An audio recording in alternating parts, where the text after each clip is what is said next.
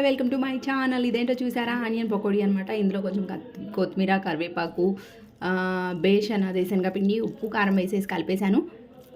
ఈ ఆనియన్ పకోడీ ఇప్పుడు ఎలా చేసుకుందామో చూద్దాం. ఇదంతా పిండి కలుపుకొని పక్కన పెట్టి ఆయిల్ని వేడి చేసి ఆయిల్లో ఇదంతా కొద్దిగా వేసేస్తే మనకి నచ్చిన ఎంతో టేస్టీ ఆనియన్ పకోడా రెడీ అయిపోతుంది. చూడండి, ఆయిల్ ఆల్రెడీ వేడి అయిపోతుంది.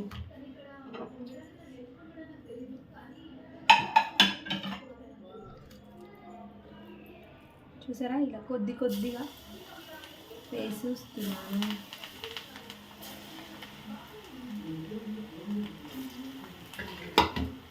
కనిపిస్తుందా మీకు? నా పకోడీ రెడీ అయిపోతుంది.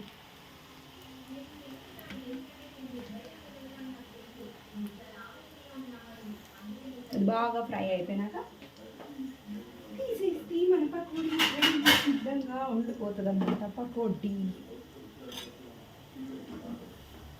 చూడండి, క్రంచీ పకోడీ రెడీ అవ్వబోతుంది అనమాట. ఇలా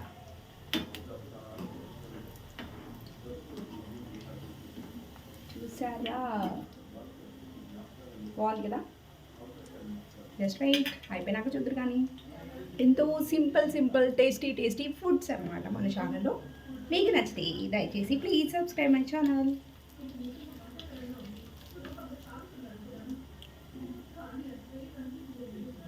మరి ఎక్కువ కలర్ వచ్చేంత వరకు కూడా వేయించకూడదు.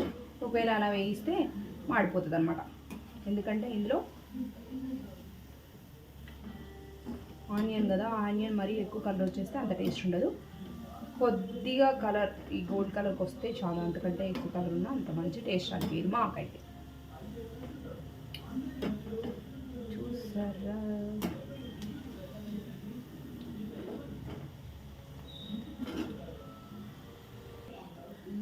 సో రెడీ అయిపోయింది. తీసేసుకోవడం, ఇంకొకటి వేసేసుకోవడం, అంతే.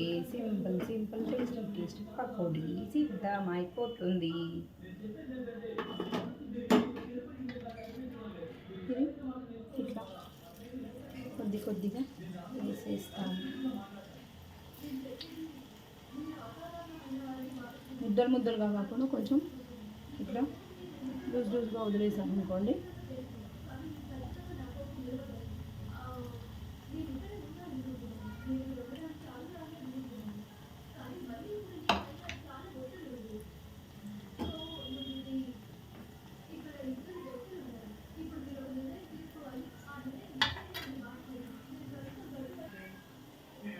చూసారా, మన పకోడీ రెడీ అయిపోతుంది అనమాట.